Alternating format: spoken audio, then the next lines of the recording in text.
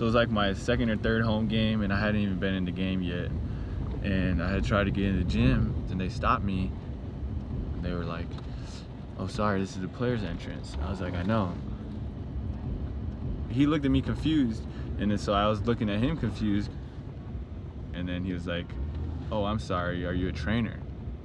And I just kind of was just like standing there. And then another security guard came over and like whispered, "I think he plays on the team." At guard, it's number 17, Jeremy Lin! Hey, Jeremy.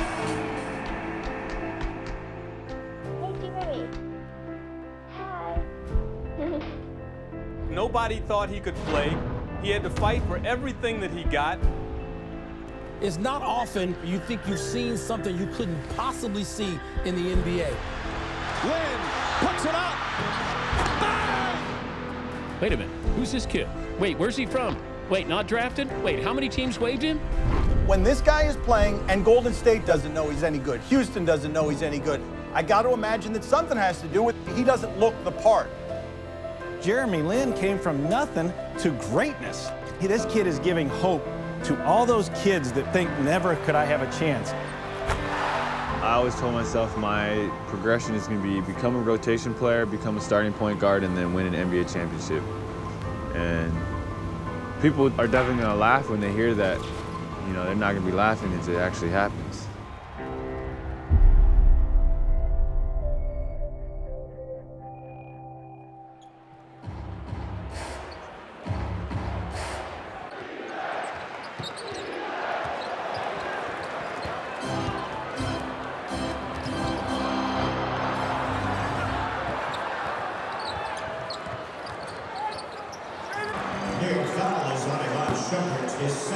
And now he'll have to take a seat. And again, Mike, look who's coming in.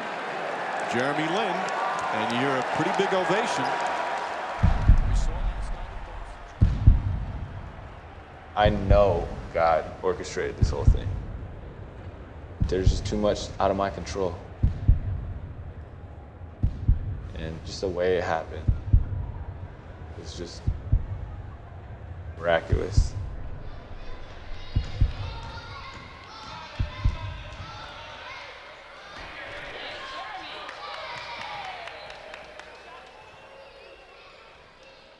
This is actually true. After, I think, age maybe 8 or 9, we got rid of TV and we would just get it during the playoffs. We would watch it in the house, and then in the backyard there's a glass door and a hoop outside, so we would just watch through the window. And then anytime there's like a break or a timeout, we'd go out and we'd do the exact move that just happened, and it was pretty much all just copying Michael Jordan and watching him win. And so we loved watching basketball that way, and it was always a dream of mine, but I didn't actually think it would be a reality. Where did you get this done? Downtown. Here, oh, yeah, down in the village? Take a look. Look at this. Let me see what you... The back of, hey, that nicely done. What do you think? Beautifully done. Yeah. Fantastic. Thank you. Every kid has a dream. Some want to be a fireman, others an astronaut. Most of the time, dreams are just dreams.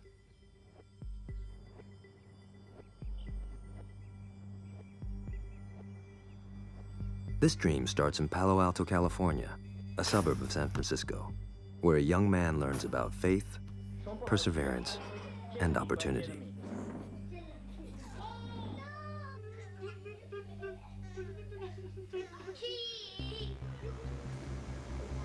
在台湾我们只重视 academic， 我们并不重视打球。那时候上完班之后，每次就很累，觉得很累。所以我在想说，既然我看篮球看了这么多，特别是 NBA， 那我就开始练习打篮球。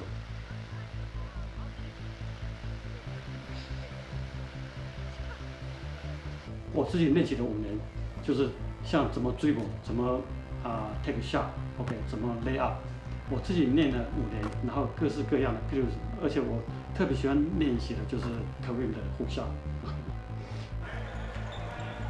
我如果有小孩子的时候，在他们年轻的时候，一定小时候一定要开始带他们一起打篮球。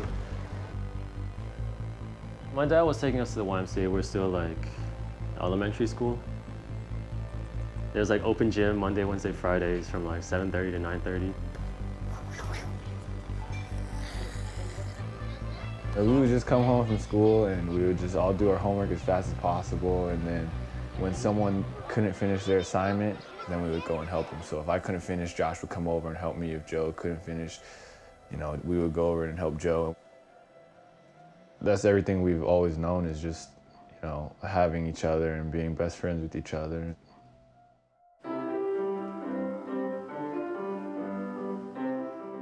I didn't want to play the piano, and I was horrible at the piano. Like every year, the recital would come around and I'd be pretty much playing the same song.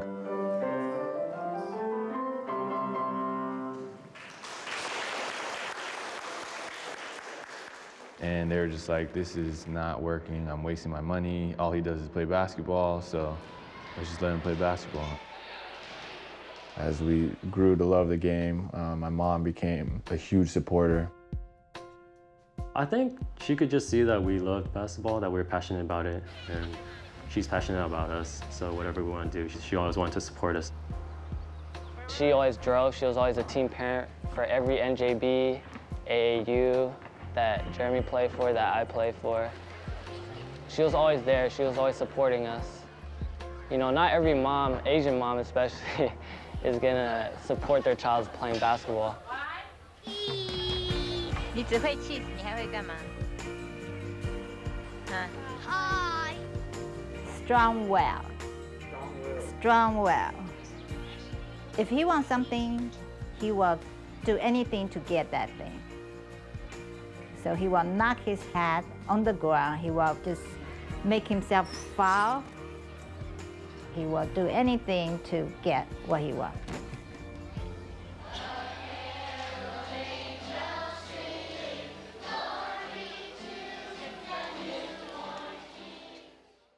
Growing up, my family always emphasized God first, school second, athletics third. In the beginning, they weren't sure how long I could play basketball. They were just gonna ride it out and have fun with it as long as we could.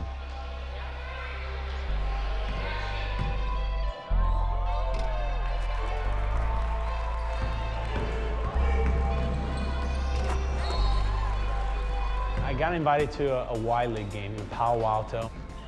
And he's just this little kid. It just, you wouldn't think it, but he just scored the basketball so well. The first tournament we played, and he just starts raining three-pointers. They will say I'm so loud because I will keep talking defense, get a rebound. Of course, mom's like, how many points did he score? I was like, I told you he was pretty good. I go, I know he's pretty good. All the AAU team, they never want Jeremy. Even though he's the best point guard at that time, only this particular AAU Metro Mirage want him so bad.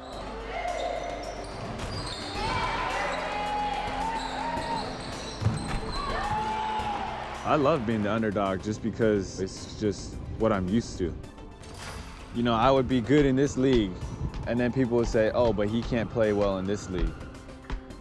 Every time Jeremy play against somebody who people say it's good, Jeremy play better, then they start thinking that person is not good. They don't give Jeremy credit. There's a $14 extra large burrito that's like this. Oh my God, you should all eat one. Eat it. Jerry, you can get the big one? Yeah. Man versus food. I'm about to beat this. I don't know how I got so tall, dude. I ate a lot. I would hang from monkey bars. I would lie off the edge of my bed thinking that gravity would pull me and make me taller. When I was 5'3", as a freshman in high school, I remember, my mom remembers this too, I would get in the car every single day and I'd be like, why aren't you taller? Like, this is why I'm so short. She always said, blame your dad, I'm not that short. She's 5'6". For an Asian woman, that's pretty tall. And my dad's also 5'6". Yeah.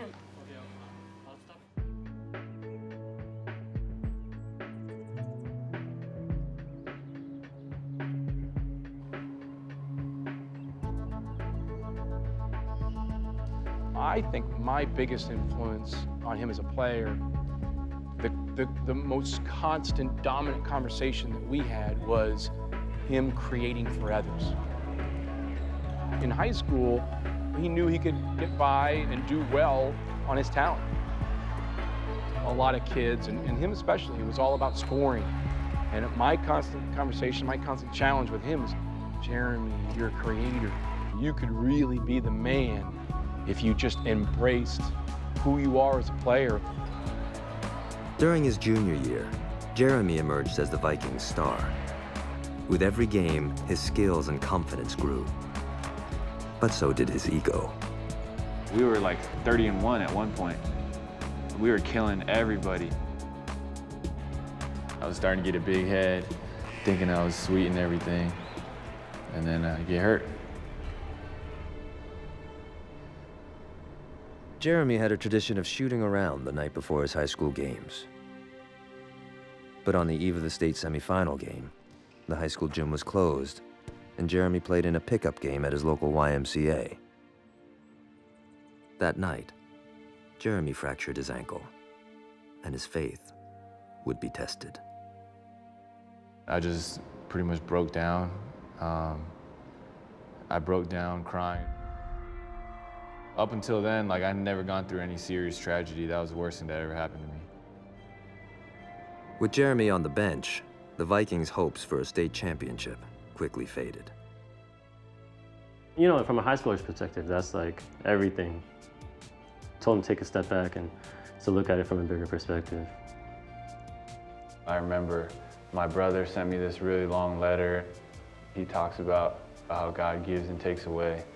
And so God took what I really cared about at that time to show me that I can't do what I want to do, I can't accomplish what I want to accomplish without him, and that nothing in this world, in my life, will happen that's not according to his plan.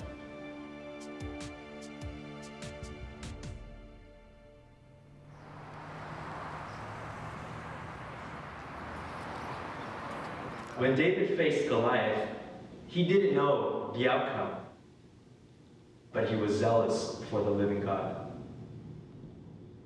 With Jeremy, I know he puts the order God first, family second, basketball third.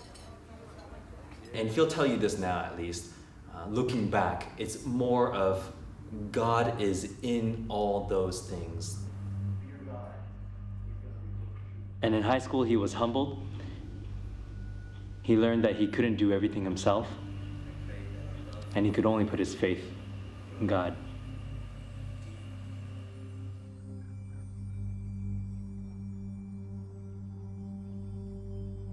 I told myself, I have 1 year left of guaranteed basketball. I said, I'm gonna do everything I can, and I'm gonna go out fighting, and I'm gonna make sure that we get back here. He had unusual poise for a high school senior, unusual confidence. There's something about him that I could see why he was a great leader on the court, because you're just driven to him. You can feel his heartbeat. Every close game they had, Jeremy Lin was making a big play. And it was every different way, a three-pointer, a steal at the end of the game. But every one he was in the middle of. He was the guy doing it. Lin takes a jump shot right side, hits. Oh, a nice jump shot. Lin for three, buries it. Nothing was going to stop Jeremy from getting his team back to the state championship. And soon enough, Palo Alto faced Goliath. Inside Arco Arena, it's modern day, and Palo Alto is the CIF Division II state championship just moments away from tip-off. I think a lot of people just assume that getting to the state championship game, Palo Alto would be satisfied with. Jeremy Lin would be satisfied with it. And it was just much more of a formality when they played modern day high school. Southern California schools dominate the rankings. They're the powers at B. Palo Alto out in the suburbs, not so much. Everybody said Mater Dei was the team. Mater Dei is the big dog. Mater Dei, number 11 in the country. The whole week leading up to the game, it was just like, how are we going to get a rebound? How are we going to be able to play? I remember walking around campus and there were all these reporters and they'd be like, oh, you think you can win? Like, how are you going to beat them? And everyone was asking me, my friends were asking me. By the end, they were like, you think you could beat them? I was like, man, just come to the game and watch. Along with Mater Dei's decorated history and dominant reputation, this varsity team had 8 players over 6'6". I was kind of relieved that we were playing Palo Alto. But the more I watched my tape, I just had a feel, you know what? These guys are better than I thought. You know, and you don't get to the state finals by not being good. There's Lin. Needs something good, and he finally got it. We were not intimidated at all and really came out playing our game. There's Lin. Oh, there's that quick first step that they talked about. Palo Alto on a 9-2 run, and that's over. That kid can stroke the triple. Everybody on paper would say the size, the athleticism, the quickness is with the Monarchs. But it's the heart that is with the Vikings, and their heart has been on display so far tonight. At the end of the game, he hit the big shots at the big moments. Here's Lin. Without that 7-footer, you can go to the rack. When the game was on the line, you know, he took over. 4 seconds on the shot clock, and Lin is going to have to launch a 25-footer. And raked it in! Did he call that? I don't think he called that. It happened. No one gave them a prayer to be on the floor with the athletes and the thoroughbreds that the Monarchs have. It's the best feeling to go out on top. I mean, it is a dream come true. It's why we love high school basketball. It's because of faces like that.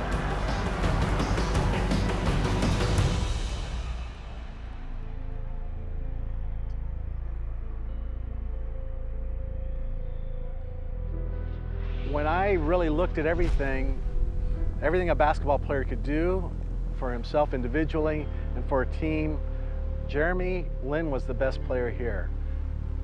But yet, colleges weren't clamoring for him. He just didn't fit the mold.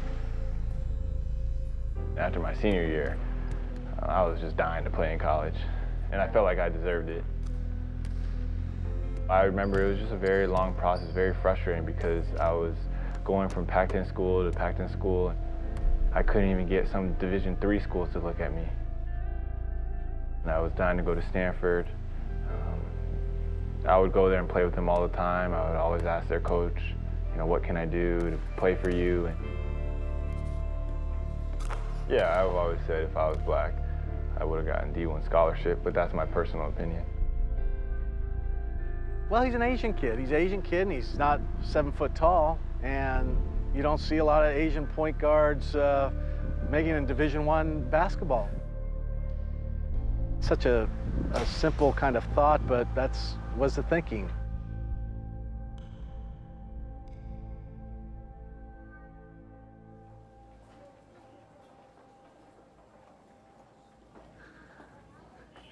I say he's relatable. He's one of the most down-to-earth guys I know. We're always joking around. We're always, you know, pranking on each other. Did you see the blue accented stuff? I did see. You like that blue? Yeah, I really like that blue. Because when I walk in, I don't want it to be like black, white, black. I want people to be like, dang. Oh, shoot, son. Different walls need different accents. These are clearance. God dang. Look at that. Look at this. $10. I think when people hang out with him, they just realize he's just, you know, he's human.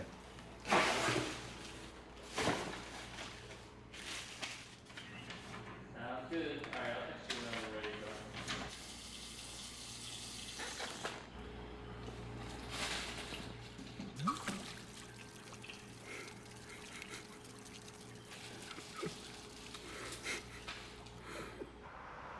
Despite being named Player of the Year and winning a state championship, Jeremy's only offer to play basketball on the collegiate level was from a small university called Harvard. My first day of class, I was just super intimidated. I went and took my math placement test, and they're like, if you don't know how to do this, feel free to turn it in and leave. I looked at it and I was like, dude, I don't know what's going on here. So I turned it in, and I was like maybe the second person who turned it in. I was like, man, I just like failed my first test at Harvard. The next day, we had the Chinese placement test, and they gave us a test, and they're like, if you can't read it, just turn it in. I couldn't read it, so I turned it in again, and that was back-to-back failed tests without even filling in an answer. I called my mom, I was like, man, this is gonna be pretty tough, so just get ready.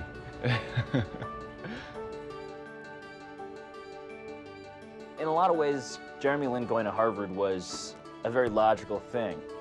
There were 23 Asian Americans at Harvard whose last name was Lin. And so for Jeremy Lin to show up at Harvard being this Asian American kid who had a perfect math SAT 2 score was, you know, nothing rare. But the fact that he was amazing at this game, the question was then, how did he fit in at Harvard? There is Tommy Amaker, 1987 graduate of Duke, of course, first year at Harvard, 11th year overall as a head coach, 180 career wins. With the hiring of former Michigan coach Tommy Amaker, Harvard was committed to a new era in their basketball program.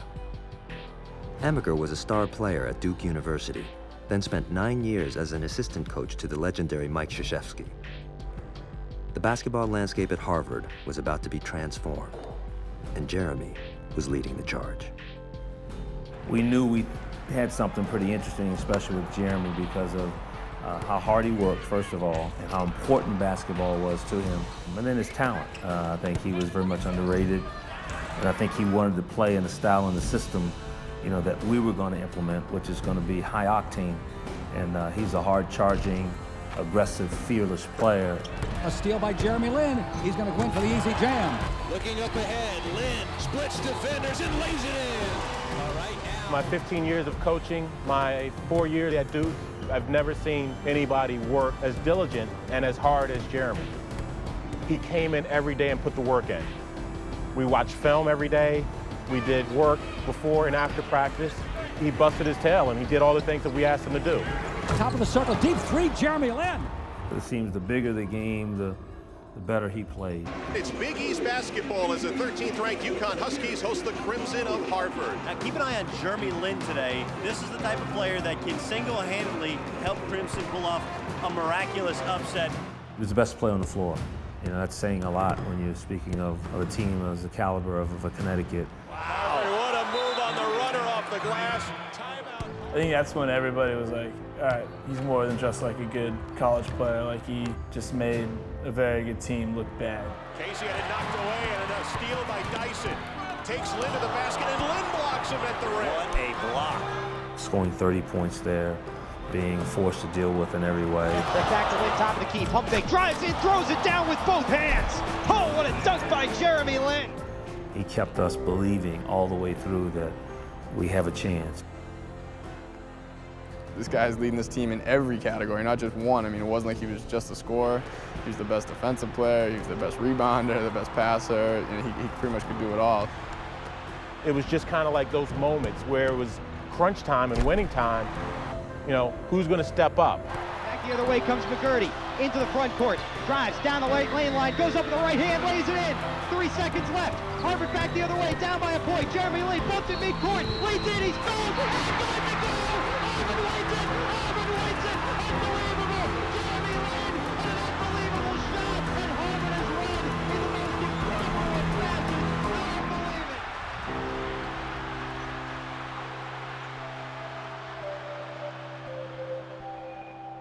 When I was growing up, I was playing in the AAU tournaments. We would play in games, and a couple times people would be like, yo, take your ass back to China, or like, you're a Chinese import, or whatever. When I got to college, it just like got crazy. It was just like, you chink, you know, can you even open your eyes? Can you see the scoreboard? You know, just like crazy stuff. Not just be like, dude, like, what is going on?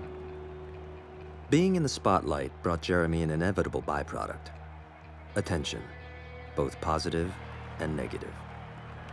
I mean, people look at basketball players in terms of race. A lot of times, basketball is not considered an Asian sport here in America. Be playing on the road, specific gyms in the Ivy League, and they would yell racial slurs to them. It was shocking to me to see racial taunts in the Ivy League because you think that at that level, certainly in this supposed, very academically, progressively oriented group of schools full of Asian students on their campuses, that would be something that was unthinkable, but it wasn't.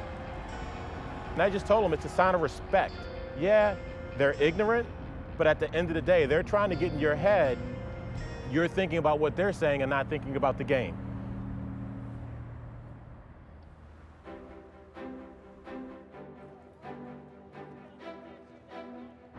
I think we were just working out, and kind of was like, Jake, can I speak to you for a moment? He sat me down, like right outside the gym on the stairs, and he was like, I don't know if anybody's ever told you this, but I think you can be an NBA player. And he kind of looked at me like, he just saw Santa Claus or something. I was just like, you're crazy. I was like, dude, you are crazy. My mom, would be like, you can make it to the NBA. I'm like, all right, okay, Mom. Is this possible? I thought, oh, maybe he really have a chance. When the question was broached, is Jeremy Lin good enough to make the NBA? That's when I think a lot of the interest started surging.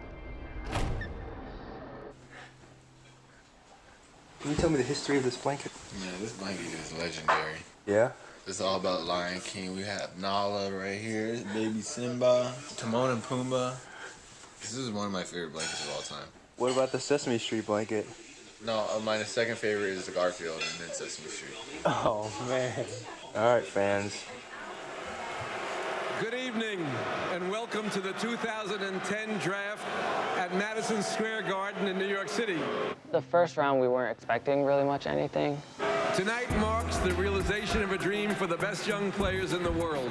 We were just all real nervous, just because there's so many odds to overcome for him. With the first pick, the Washington Wizards select John Wall from the University of Kentucky.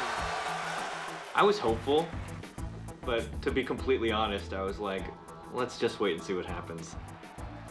The things that I'm always interested in is race and the way discrimination, rears its ugly head. I was really interested in seeing if a team would take the plunge and take this Asian American player. It's funny. Like, the team that I had the highest chance to get drafted by was the Knicks, because I crushed that workout. With the 39th pick in the 2010 NBA draft. I was like, if I don't get drafted here, I probably won't get drafted. The New York Knicks select. I'm thinking like, oh, if I get drafted, what's gonna happen? I'm just gonna run around like hugging everyone. I'm gonna fly to New York tomorrow. Landry Fields from Stanford University. 10 minutes after the draft ended, Donnie Nelson, the general manager of the Dallas Mavericks, personally called Jeremy and asked him to play on his summer league team. I think everyone who goes undrafted, feels like they have to prove themselves because they do. And so, this is a chance where you get to play against people who are drafted every single night, and you get to compete with them in practice. And this is the best opportunity to, prove to all the other teams that you deserve to be drafted and you deserve to have that contract. Lin, surprise attack. Oh, this is going to be interesting. Sanders there. Lin protected at home. Wow, nice play. I hoped that Jeremy would make it because I had confidence in his ability, but I was skeptical in terms of him getting a real shot anywhere. And then I watched him play in the summer league against John Wall. I think we've got a primetime matchup. John Wall, the #1 overall selection. Wall, Creato on the reverse. How fast was that? I talked to him the day before he was going to play against John Wall. And I told him, it's your one shot. There's no doubt that you can play against the guy. Lin getting up there. He's going to be an NBA crowd favorite. And got to work on the D. Lin went right around him on his strong side. The fact that he could do that against the #1 player in the NBA draft was tremendous. Assessing constructive criticism. No way. Man. If you explode on him, you'll have something. You're gonna get your opportunity. As he splits, The spins, spin. and oh no, ref, don't you do that. They're on their feet. Oh my God, is this about to be a melee in here? Oh, God. Man. Hold it back, hold it back. Oh, look at the crowd is going crazy. He's opened some eyes, and if Lin doesn't stick with the Mavs, there are teams out there that are looking at him saying, boy, he fit our system very nicely. Whether he's in the league this year or not, He'll have some options. he will have some options. I'm just trying to play, and if someone's interested, you know, I'd love to talk about an opportunity. My son and he both were point guards, and they were on different AAU teams. And so I remember watching them play these AAU games in these local gyms, and I just happened to buy the team at that time with my partners. And one of the first things I told our GM was, look, I know this kid. My son knows this kid. He's really talented. We ought to give him a shot. I think they thought we were a little crazy, but we did. And you know, when you're the owner, you get to do things like that. The Warriors' IQ and basketball IQ just went up a few points. They signed Harvard guard Jeremy Lin. I called Jeremy to tell him. He didn't even believe me. He was like, stop playing, man. Are you serious? I said, man, it's for real. Go down to the practice facility tomorrow and sign the contract. It's good. And he was like, man, I'll call you back. I was like, you know, I picked my little brother up. I'm like, I'm signing with Golden State. I ran to the next room. I picked my other brother up. I'm like, I'm signing with Golden State. I can't even really describe it because we like grew up like fantasizing about the NBA, and like the fact that we grew up rooting for the Warriors made it just even that much crazier. Lin has a chance to make history as the first Asian American NBA player in the modern era. When he got picked up by Warrior, that moment we think this is what God wanted him to do. My dream was to play in the NBA, and now I get to do it for the Warriors, the team that I grew up watching. It's more than a dream come true. We know what that's about. Jeremy Lin, Palo Alto High School's own Warrior rookie out of Harvard. It got pretty loud and people were standing up and clapping, and I just remember looking around. Grew up a Warrior fan, signed by his hometown team. It's a great story. It really is. It was so emotional for me to finally get there, for me to finally be there, and I couldn't envision myself there even a year ago. When I saw him guarding Kobe, I was like, wow. We've been watching this guy ever since we were little. He's there. Missing, Lee with the rebound. I love what Lin did, didn't foul him. Ready to return for the Grizzlies. Williams. Lin's got an open look and then threw it to Battier inexplicably. Welcome to the NBA. I hate when everyone's looking at me. I hate the spotlight. How am I gonna be myself when every time I touch the ball, everyone expecting me to do some crazy, miraculous play? People could see it on my face. Like, I was out there playing, but I wasn't playing my brand of basketball. I was scared, nervous, and just like a lot of questions and a lot of stress and a lot of uncertainty floating around. The ingredient that's missing is the fact there was a player named Monte Ellis and Steph Curry ahead of him. You know, coaches need to win at the NBA level, and so Keith Smart, who was our coach at the time, really didn't play him a lot, and this is how these things happen. At first, I was like, he knows I can play, he knows I can play. And then I wasn't playing at all, and then I was like reading all these articles like, oh, he's just here to sell jerseys and increase revenue. And I was like, maybe that's all it is. Maybe that's all I'm good for, you know? I think we have to be honest with ourselves. There was definitely a marketing element to it. I mean, he's a hometown guy. Bay Area has a significant Asian American population, and the way it played out, you know, people went bonkers for that.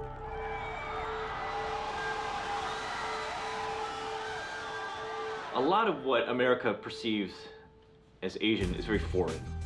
Yao Ming was kind of a quintessential example of that, right? And he's like, he's from China, he's from the East, and he's coming to our shores. And whereas Jeremy is like homegrown. He's homegrown Asian American kid from the suburbs. He grew up with hoop dreams just like the rest of us. Seeing a kid like Jeremy on the court in a Warriors uniform, you know, that's a huge impact. You know, he was happy to be playing for his hometown team, but we weren't satisfied with just being in the NBA. Hands by Jeremy Lin to go all the way to the rim, and he has it taken away. The Warriors' management sent Jeremy down to the D-League, the NBA's version of a minor league farm system. He was faced with a harsh reality. The D-League is one of the toughest things when it comes to a basketball career. The D-League, you know, it's a showcase. People don't care how many wins you have. All they care about is your stats. It's all about you, and you have teammates, but they're not really on your team. You know, they'll take your job if they can. You cut off, and then you the point guard? Yeah. You pass it to me. Okay. And then just wait out there. What I told him when he went to the D-League was simple: go kill it. Go and crush the D-League, and let's get called up.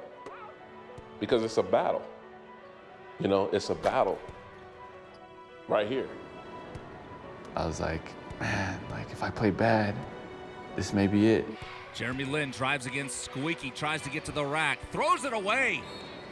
I couldn't really sleep because I was so stressed. I called my brother. I was like, I'm tripping right now. Like, I don't know what's going on. I think for him, it was just like the journey was kind of wearing on him. Because like at every step of the way, you have to like overcome all these odds. And like, I think at a certain point, it felt insurmountable for him. So he was not in a good place. Lin needs to settle down. Yeah, he's running out of gas. Jeremy desperately wanted to prove that he belonged. But in his rookie year, he was sent to the D-League 3 times. I think getting sent back and forth and the constant yo-yo effect of being taken up by the Warriors, sent back down, the cumulative effect of it weighed heavily on him. You know, I've always had that desire, and I've always had that within me where I want to prove that I could play in the NBA, but, you know, I'm here right now for a reason, and, you know, God works in very different ways. Stay up! Stay up! Come here! You know, I thought with each game his confidence grew, and you could see it almost with each possession up the floor. And after his 20-game stint, I think he came out of that D-League experience really believing that he could have an impact in the NBA. It was tough because we knew he could play. It was just frustrating because so many people were so ready to just bury him and give up on him. It's hard for me because I really love basketball. Like, I love my dream. My dream is playing in the NBA, and I wanted it so bad that I couldn't imagine finally getting it and then losing it right away.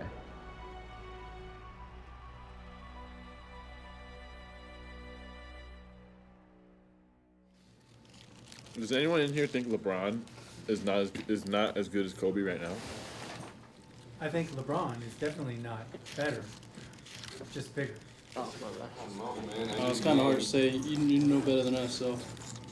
No, I don't know. I just had closer seats.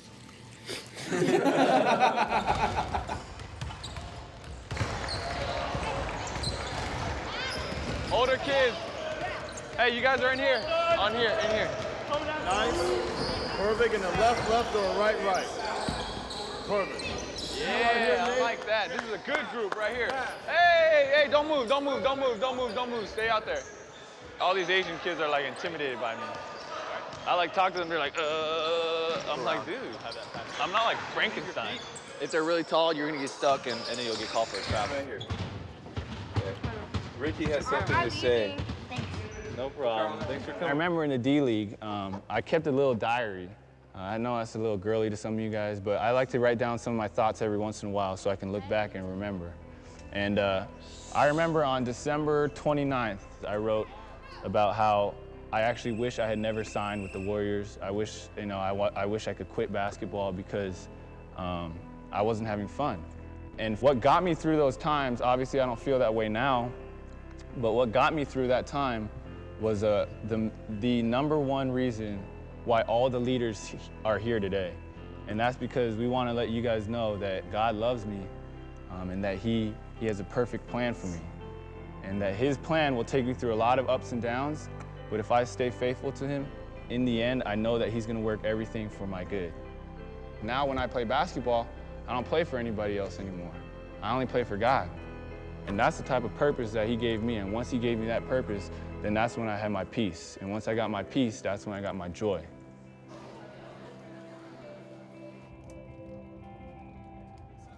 Sometimes, a change of scenery can shift our perspective on life. My roots is important for me to know because it's who I am. It's a huge part of my identity. I understand where my parents came from, how they grew up, and the culture.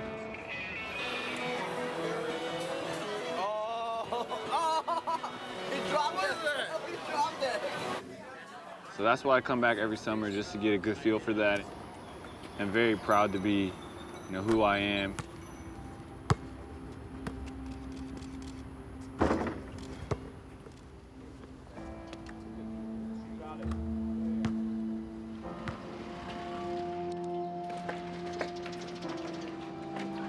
Back on the farm.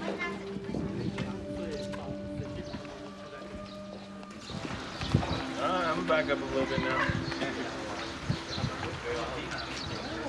叫什么？我，哎，你要叫什么？你要叫他什么？阿哥啊。啊！哦，你叫到大，要不要叫到大？不需要，要变了。他现在已经98岁了，98岁，那你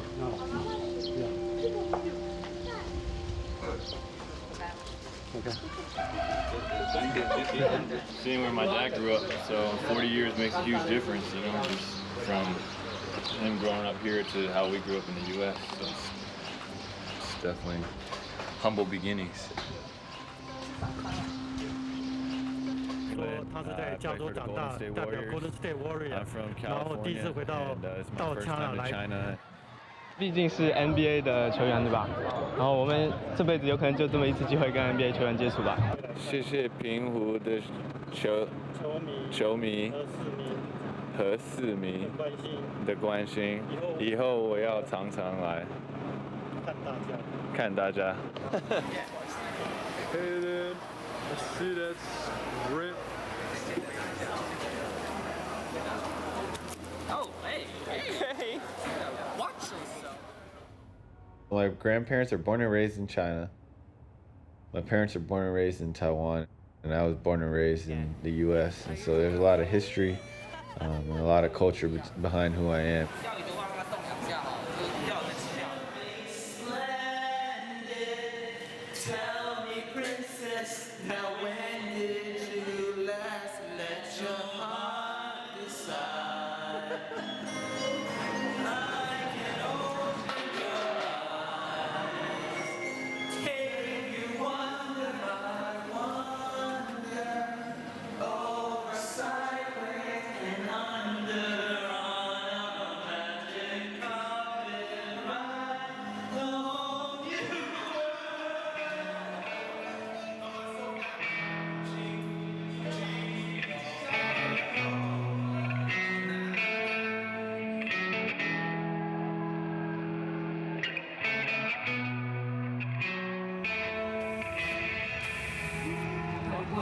Right now. I'm about to go out here and judge this dunk contest. This is the finale, the championship game for the Nike Summer League. So I'm about to get into this right now. They said I can speak Chinese.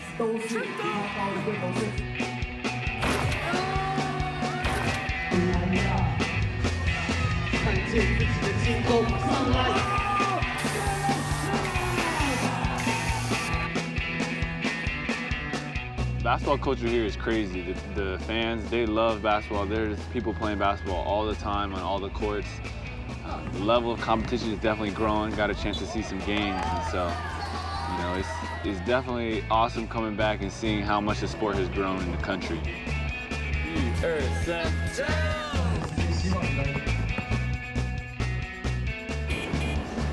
I just think coming here, I'm seeing a lot of really diligent and hard workers.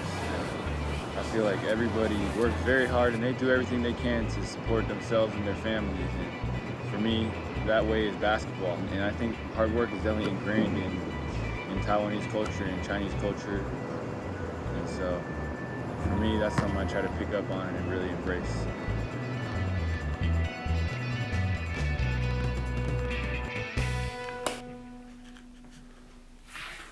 Yo, man, we gotta go. Jeremy.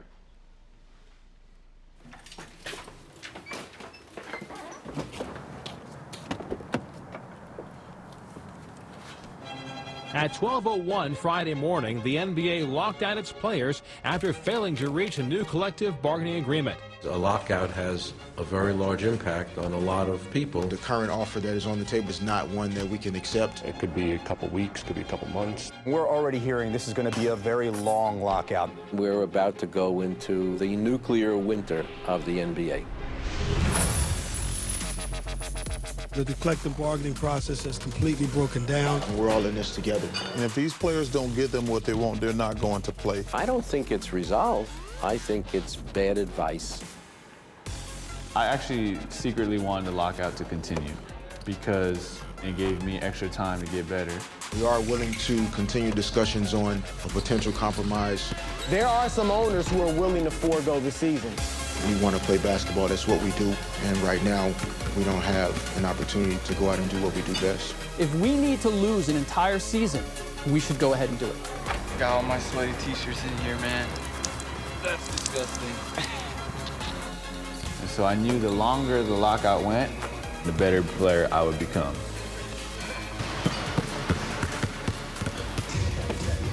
We're warming up. We're just warming up. Boom. That's it. That one was perfect. Feel good? Feel good. As he gets better as a shooter over time, it's going to be like money, money, money. He's only going to get better, and he's awfully good now. Don't you think? That's the other part, getting into this cranium to get him to believe, like I believe in him. Merry Christmas, basketball fans. The NBA is coming back. Fans are getting what they want. Owners and players reached a tentative agreement to end the 149-day lockout.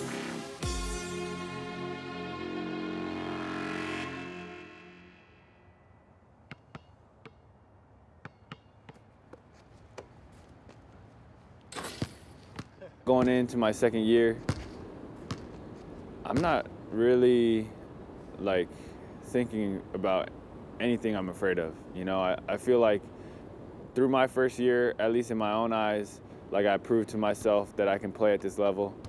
And I think mentally, I'm at a much better place where I'm just going in and I'm just gonna be myself and play my own game. And from that standpoint, I'm really not afraid of anything going into training camp. I feel like I have nothing to lose.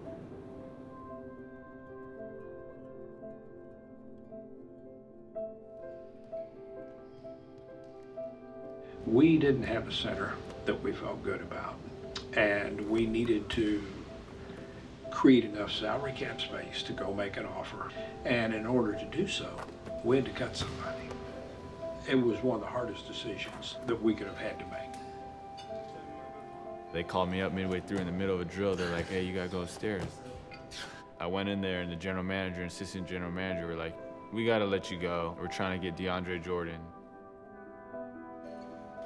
He had worked tremendously hard preseason. So I was like, man, this is a blow. I mean, this is a kick in the stomach right here. They're like, oh, we wish you the best of luck. I was like, thanks.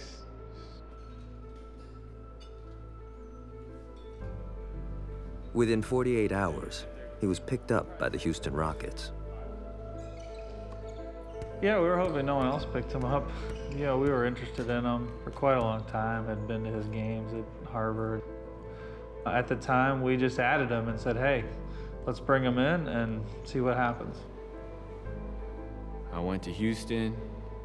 There were 6 point guards there. I couldn't even get reps in practice. I don't understand. I was backup point guard at Golden State, and now they're gonna bring me here and I'm 6th string.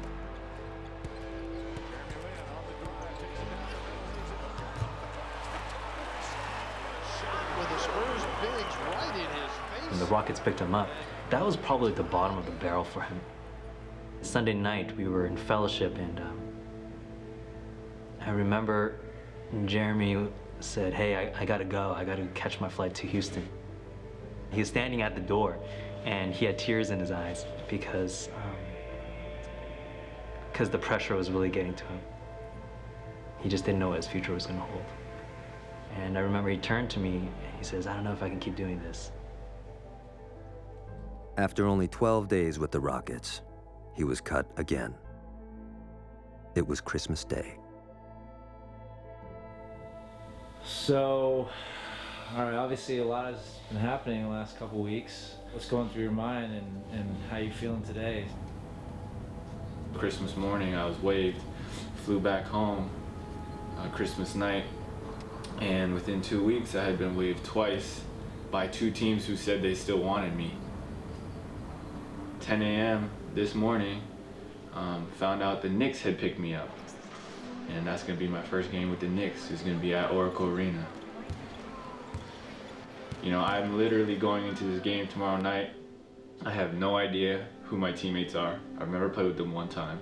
I have no idea what plays we run. I don't know a single play. And you know, I haven't even talked to the coach yet. So it's gonna be interesting. And you see Jeremy Lin coming in. They just signed him today. Went to walk through at shoot around today. Lin, who played with Golden State last year sparingly, played in the D-League. And it's a nice ovation. It's a great opportunity for me to be able to just play. And I think for me right now, the one thing I really care about is just an opportunity to play.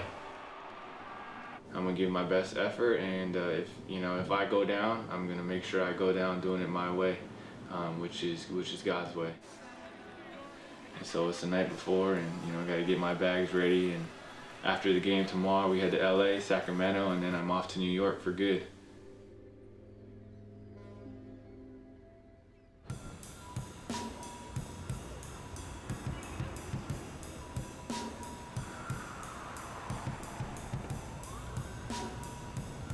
Five games go by, and I'm not playing at all. Nothing was really making sense to me. If you bring me in and you don't let me play in practice, let alone the games, then why am I here?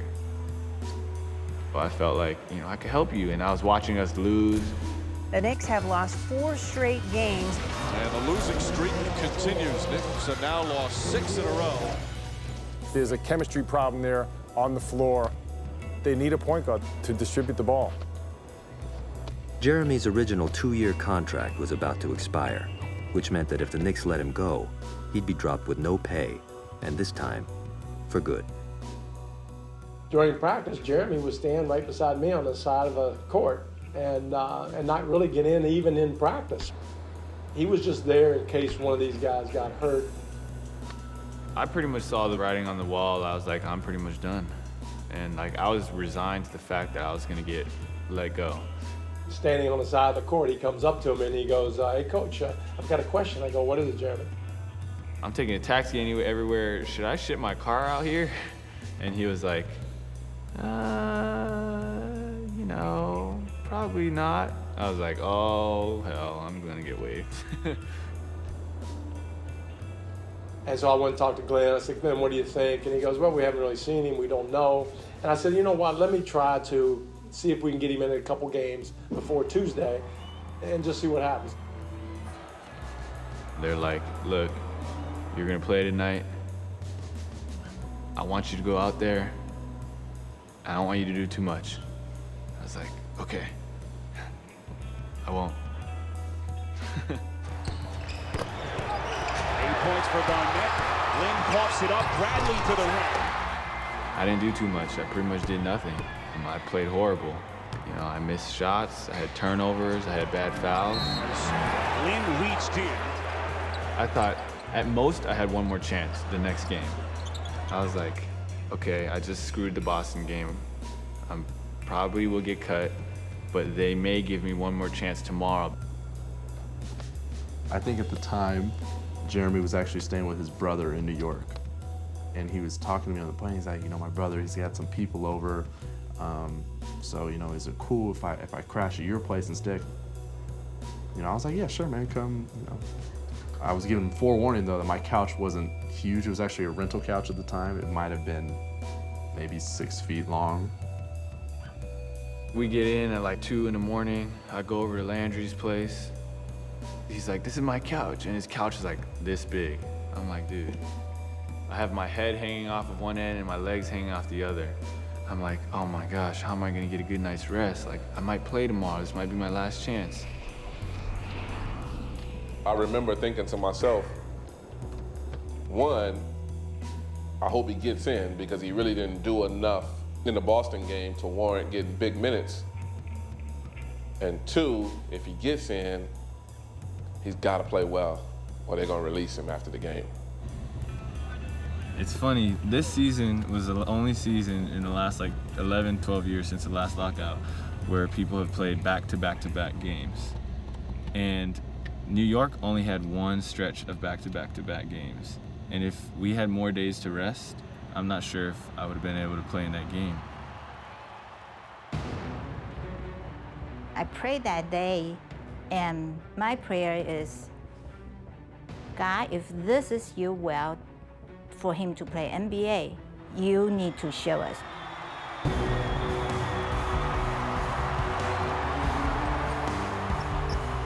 And there's Palo knocks it down. Williams sets himself, puts up the three, and knocks that one down. And the Knicks find themselves down by 10 already. Again, Mike, look who's coming in. Jeremy Lin, and you're a pretty big ovation.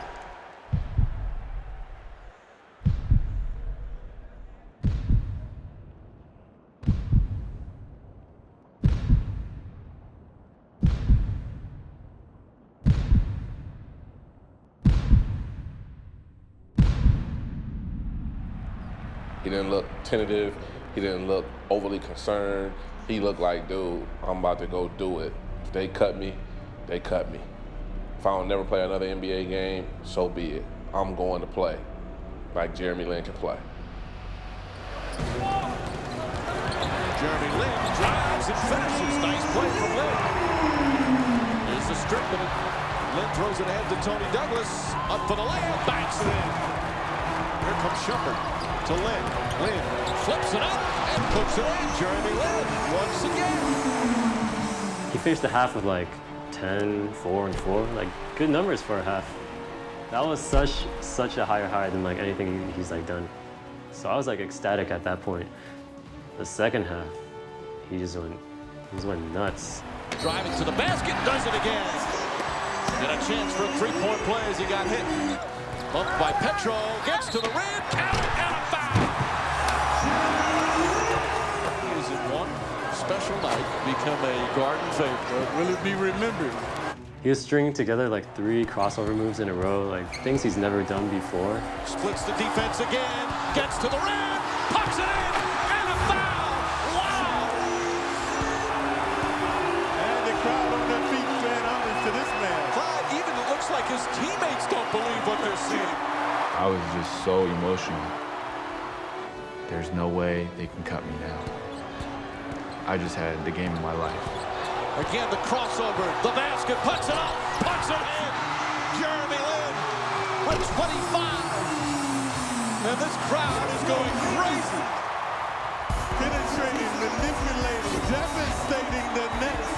He's the hero from Harvard as the Knicks get a much-needed victory on the game of his life. And he is sworn by his ecstatic teammates and a jubilant crowd here at Madison Square Garden. I'm just thankful to God for this opportunity to be able to come out here and play with this team and this organization.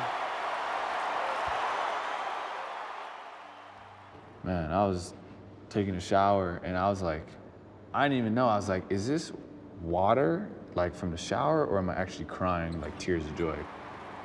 So I was just like so high on emotion. I was so happy. I was sitting in the shower, replaying all of the times in the D-League, all these flashbacks of these tough times I had to go through. And I remember I got out, I saw my family and they were all smiling. I called my agent and he was yelling at me on the phone, you know, like, I'm so proud of you. I knew you could do it. That was kind of like the much needed breakthrough that I was hoping for. Before Jeremy Lin's first big game against New Jersey, he really wasn't in the Knicks' plans at that point, and I'm told they had begun to look seriously at replacements. Clyde, Saturday night, Madison Square Garden sounded as loud as we've heard it all season. He was magnificent. You just hope from a Knicks standpoint that he can run the offense as well as he ran it on Saturday. I just really wasn't nervous for my first start. And, you know, usually I would be, but I don't know why. I just felt really comfortable, and it was just a supernatural peace. And it's one of those things that, you know, I can't really explain. For Jeremy's first NBA start, Amari Stoudemire was out for personal reasons, and Carmelo Anthony suffered an injury in the first half. Carmelo Anthony comes up hobbling. He's in a lot of discomfort. He can't move right now. The Knicks desperately needed a leader, and Jeremy would answer the call. Lin gets around Jefferson, looking, and backs it in. He had a couple of those the other night. We were running pick and roll after pick and roll after pick and roll. Lin is inside to Jeffries. I didn't know how he would follow up that New Jersey game because it was such a high, but he just kept making ridiculous layups. He was hitting jumpers. They didn't know my tendencies. They didn't know my weak spots, my strong spots, my sweet spots.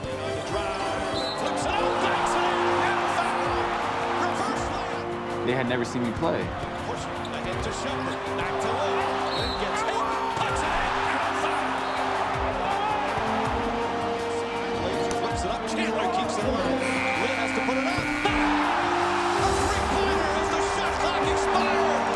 I'm riding him like freaking secretariat. Jeremy Lin with his second consecutive career night. He is the new starting point guard of the Knicks.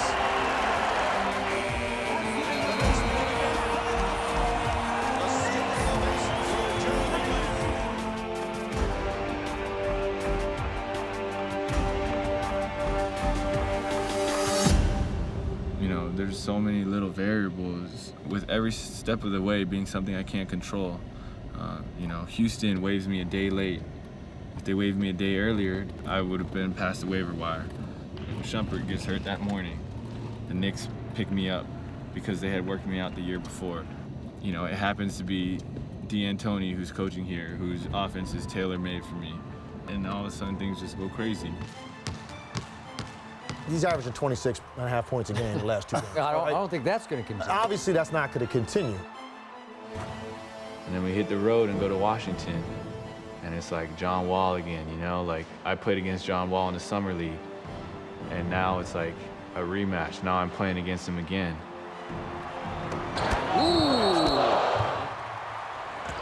Lin on the drive, gets inside. Left-handed, great play from Jeremy Lin. Breaks it down the floor and throws it down with the left hand. I was like, dang, he kind of dunked on my head. I was like, I'm gonna try to get him back. A couple possessions later, they messed up their coverage. I had a free lane, and I just tried to take the rim down.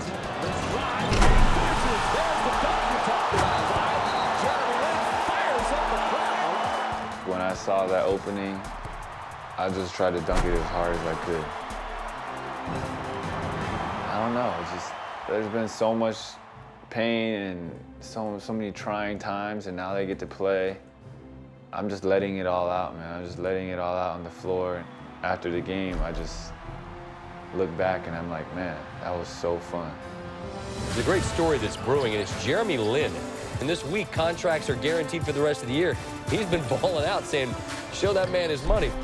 The things that's for real is what his vision, which won't change, his speed, which won't change, his knowledge of the game, which won't change. I just don't see it changing. You know, now, again, please don't quote me on that one. Now he's on the scouting report. He is now.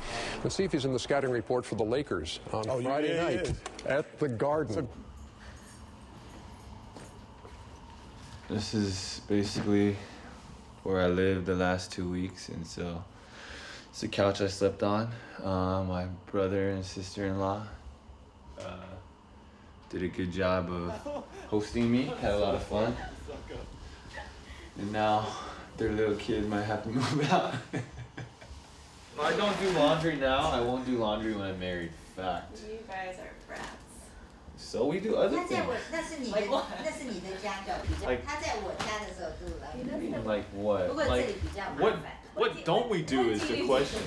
What don't you do? What do you do? I take a nap every day. Yeah, that I know. Who does that? Not many people can. Yeah, Not and many you, people and you eat a lot non-stop all day long. Yeah. Yesterday, the general manager was like, "Hey, Jeremy, by the way, you're guaranteed now, so get off the couch." I was like, This guy has a place to stay, but he doesn't want to stay there. He wants to crash in here. They don't want this to be on the news. Jeremy is sitting on the couch of his brother's Why? house. it's crazy. It's just crazy to. I'm telling you, social media, Twitter, Facebook, my phone. It's just. I don't know if it could get crazier than this. Like, I really don't. Jeremy Lin, are you following that story at all? No idea. I know who he is, but I don't really know what's going on too much with him. Are you surprised at the production that Lin's had over the past week? I don't even know what he's done. I have no idea what you guys are talking about. I'm reading all these quotes about what he's saying. Kobe Bryant has no idea who Jeremy Lin is. I'm like, what? I'm like, why would you do that? I didn't say anything about you. I never talked bad about you. So when I heard that, I was like, here we go. Would you consider guarding him if he's having one of those games? Let's not get ahead of ourselves. There is a new man in town. May the best man Lin. Over under 23 points for Lin tonight, Bomani. So against the Lakers with those trees they've got inside, it won't be so Linsane tonight. Kobe or Lin? Who scores more tonight? I'm going with my guy, Jeremy Lin, right here. Because you might do that. All he does is Lin, baby. Jeremy Lin in just 1 week has turned things around for his career and for the New York Knicks. I love it. It's awesome, man. This is like the greatest thing to happen to New York ever. It's one of those nights and it's one of those stories where it really is why we love sports. I didn't know how it was gonna turn out, but I was like, I'm just gonna be really, really aggressive.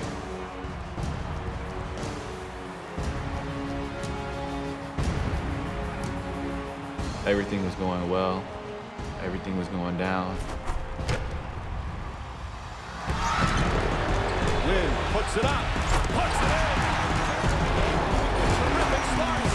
And listen to this ardent crowd. I think the one thing where I kind of lost it a little bit, he'd come down, he kind of like stutter stepped and spun and finger rolled it. Lin likes the open floor, spinning, puts it up and backs it in. Sensational play from Jeremy Lin.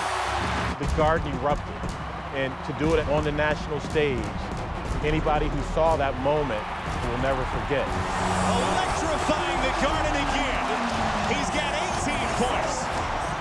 Welcome to our studios for the Jeremy Lin Toyota Halftime Show.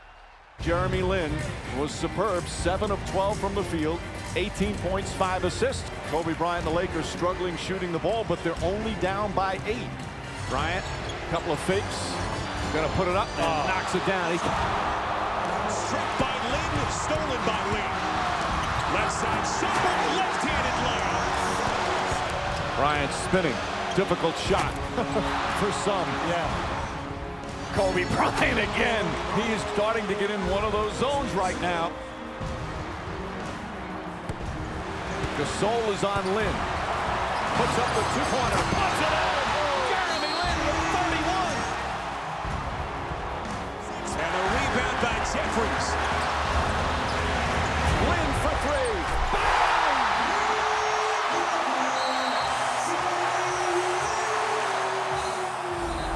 And then my favorite play of this whole year was when I hit that 3 in the corner.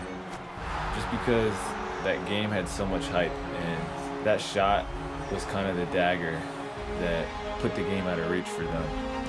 Already cut twice this season, sleeping on a teammate's couch because he had nowhere else to go, and suddenly Jeremy Lin is the toast of Manhattan. This is it right here. This is my dream, and I'm just thankful to God, man, because this is my dream being lived out, and I'm so thankful for that. Jeremy Lin, 38 points. It's the most by a Knick this season. Linsanity continues here at Madison Square Garden. It's indescribable, really. It's something I've never seen before. I didn't foresee this coming. You know, it's unbelievable. This is like how weird I am. I was like, I'm gonna go off this game, and at the end of the interview, they're gonna be like, oh, so do you think Kobe knows who you are now? Jeremy, you knew somebody was gonna ask you this, but do you think Kobe knows who you are now? If they ask me that question, I'm gonna be like, who the hell is Kobe? That's what I was gonna say. And then I like thought about it, and I was like, I prayed about it. I was like, you know, what would Jesus do? And I'm like, Jesus probably wouldn't say that. So I was like, I'm gonna change my answer. Well, you guys had to ask Kobe. I don't know. Let's get to what matters in sports today. Jeremy Lin. Right now, the biggest star in New York is Jeremy Lin. I don't even think you have to be a sports fan to hear about this story. New York has a raging case of Linsanity. That's what it is right now. It's really madness right now. Shake that. All I do is Lin, Lin, Lin. What do you think? What do you think about all this? It's crazy. It's just crazy. One of the biggest headlines in sports right now is Linsanity. If you haven't caught it yet, you will. Linsanity takes New York by storm. He was a last-ditched effort for the Knicks. They sort of said, all right, who wants to play? Right. And he raised his hand and, all right, get in there. I have never seen anything like this in all my years of covering sports. I've never seen somebody go from a no-name to an absolute phenomenon inside of 2 weeks. It's unbelievable. He's doing it with charisma, with style, with flair, and he's having fun. It's crazy. It's catching fire. Linsanity, I think it'll probably be in the dictionary in the next version. Linsanity? I love it. I love Linsanity. I'm so happy for him. Jeremy Lin's 89 points, the most by any player in his first 3 pro starts since the ABA-NBA merger. Outside to Lin, crosses over Ridnour, and hits. Jeremy Lin up top to Fields. Lin a whirling dervish right to the rim, zigzagging to the cup. The Knicks have stolen one. It's their 5th straight win, their longest of the season. You have been surpassed as the most famous person who was a Harvard graduate. I knew about Jeremy before you did. Are you taking credit for Linsanity? It kind of feels like you are a little bit. I can't take credit for it, but I'm just saying I was there early. You said it's a great story. What's the greatest part of it for you? That we've won 5 in a row. That's for me. Just everything. Just here's just what's right with sports. He's an underdog that came up. He does it right the right way. Can he play in the NBA? Yeah, of course. He's got all the tools and he's playing really well. That's not a fluke how he's playing. They had this one dude courtside who was just yelling at me the whole game. He's like, you're a one-week wonder. You know, you're not gonna win this game, you suck. We were playing bad, we were tired, and I was like, man, this is gonna be a tough one to pull out. We were down 5 with a minute left. You know, got this huge steal, layup, down 3. They're coming down, we get a stop. The and one at Amir Johnson, who I believe had 5 blocks to that point, ties the game. Lin fakes the 3, drives, goes in for the layup. It's good, and a foul. Lin can tie it with a free throw. They come down, miss shot, and now we got the ball with like 20 seconds left. Lin to Shumpert. Shumpert, pull-up jump shot. Back to Walko, Chandler the rebound. And the Knicks will hold it for the final shot as the 24-second clock is shut off. Mike D'Antoni won't call timeout and let the Raptors set up their D. The crowd on its feet here at the Air Canada Center. Lin puts it up. Bang! Jeremy Lin from downtown, and the Knicks take the lead. Amazing here at the Air Canada Center. 10 seconds, everyone standing, 20,000 in Toronto. Get out of his way! Let him just take counter on himself. 3 seconds, Lin sizes him up, straight away 3, buries it. 0.5 remaining. Linsanity continues. I'm just glad it went like this so we can calm the Linsanity down a little bit. We couldn't get a stop.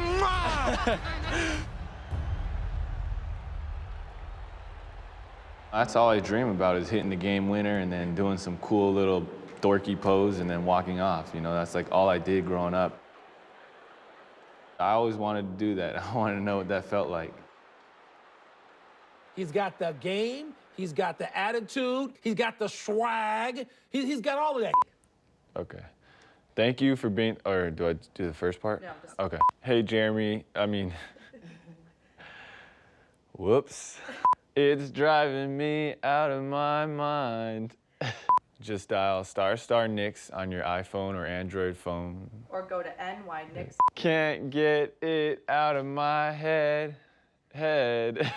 That girl is poison. Oh, man. To all my friends in Indonesia, to all my fans in Singapore, to all my fans around the world, thank you for all your support. Oppan Gangnam Style. Linsanity is catching on even halfway around the world in Taiwan, igniting a crowd in Taipei that went to a bar at 8 in the morning to watch him on TV. Esse é Jeremy Lin, o novo fenômeno da NBA. これがこちら。私の背中に書いてある。El efecto Jeremy Lin continúa en el mundo de la NBA.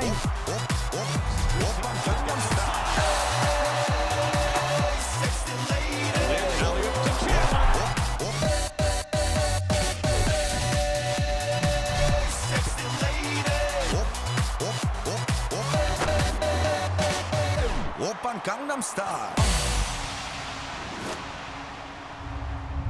He's handled everything very well, as you said, unflappable. But if there is a chink in the armor, where can Lin improve his game? A chink in the armor. A chink in the armor. Nice build. He's got long arms. That's what you need as a point guard. And he's really, What about his eyes? He's great. He has great court vision. Take away the Lin puns. This is what you end up with. Amazing. Now, is that even legal? Jeremy Lin, yes, that's real. Jeremy Lin coming out of a fortune cookie. This whole thing has shown how unprepared we were to deal with this culture in this context. Floyd Mayweather and Jeremy Lin tweets. All the hype is because he's Asian. Black players do what he does every night, don't get the same praise. First of all, what he said, I think, is racist. Not only can he compete and make it in the NBA, the guy's tearing it up and is breaking records, you knucklehead.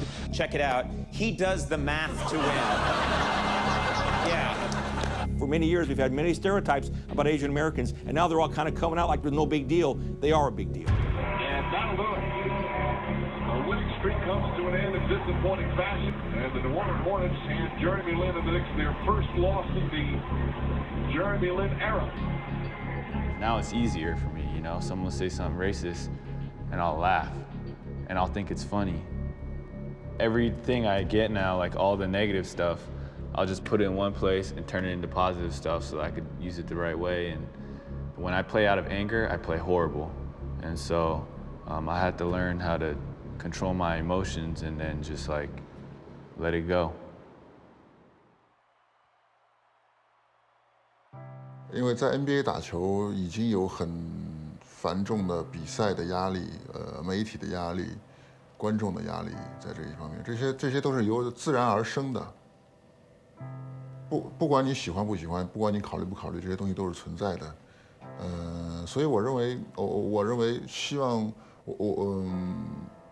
我希望将来大家把这件事情，把有华人球员去挑战 NBA 作为一件比较正常的事情。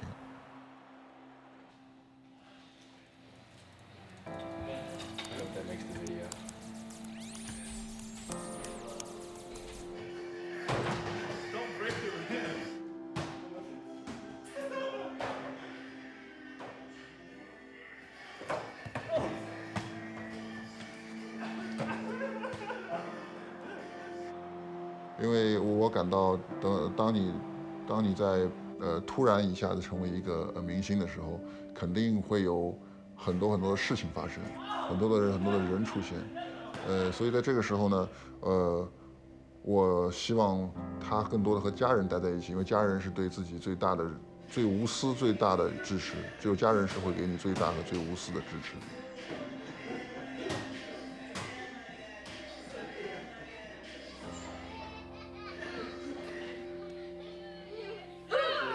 生日 So did you know that new Knicks sensation Jeremy Lin has a brother who's a freshman point guard for Hamilton College? We did, though. Even we didn't know that today's Continental home finale would bring out the entire Lin clan, including the Linsational Jeremy himself. I did not know he was coming to my game, and I actually heard from a couple people on campus, like, hey, your brother's coming. I was like, no, he's not. I've never really had that before, have that kind of hype around one of my games. But I didn't see it as that big of a difference. It was just my family watching my game, so. I mean, he did come down before Linsanity happened. He had come down and watched my games before that, and no one really cared. For the last, 2 years, he was never enjoying himself out there. But in that New Jersey game, when things were rolling, for the first time, he was just having fun, living his dream. I think that was the best thing from Linsanity. The big question now is, can Linsanity continue? I don't know how long it's going to last, but right now, I don't care. Lin out of the corner for three. Got them all! Anyone who said they saw this coming Is lying. There's a lot more that he can do than anybody knew, and it comes down to confidence. Jeremy on the drive. For Jeremy Lin. Got the bang in the bucket. He's got that swag. He has that it right now. This transcends sports. It really does.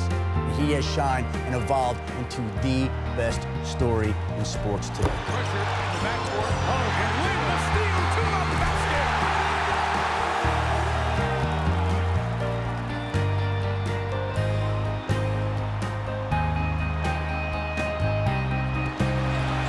Lin over Dirk. How good is this? I'm just out there having fun and playing the game. I can have bad games and they may not like me or they may boo me. There's a lot more important things in life than just basketball, because at the end of the day, basketball is just a game. The show continues on Broadway. It's a story with many spokes. An Ivy Leaguer, Asian-American athlete, guy off the end of the bench, speaks for everyone who didn't get their chance. It's only a couple of weeks, but in New York City, and on basketball's big stage, this guy has hit it out of the park. What happened to me, the story that happened to me, I mean, it wasn't like I knew I could just come off the bench and do that. I really didn't. I thought I could play at this level and I thought I could be a good player, but I didn't feel like that would happen. And some of those experiences out there when I was on the court, I felt like I was being controlled by something else. I felt like I was having an out-of-body experience. Some of the plays that I made, some of the wins that we had were just so out of this world that I still have to pinch myself to really believe it.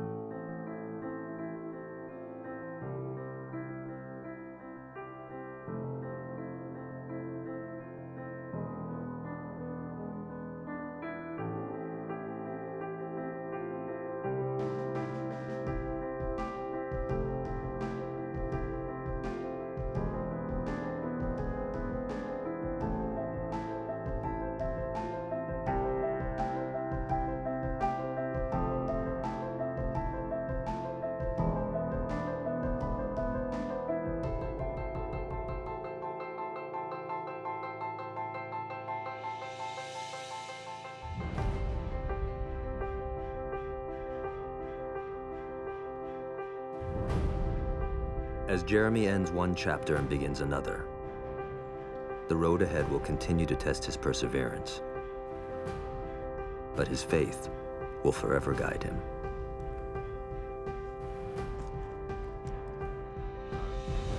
The thing I had to learn last year is a perfect plan doesn't mean that it ends up the way you want it to end up.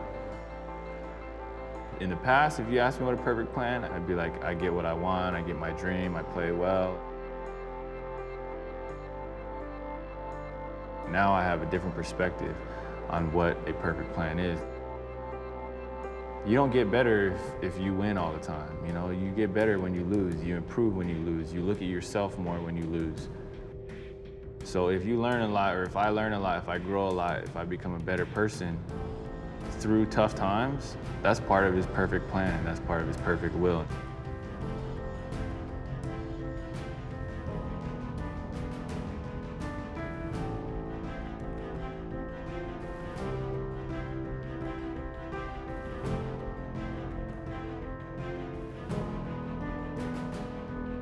When I was going through all my insecurities and uncertainty and lack of confidence, I was losing focus on God. I was focusing on all these other things, like my job and what other people thought of me and what the reporters were writing.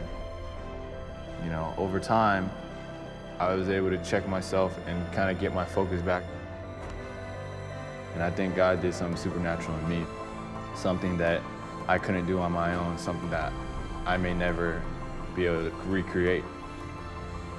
So I think in that instance, you know, it's just learning to fight to constantly live and play for God. And when I do that, I'll be able to walk on water.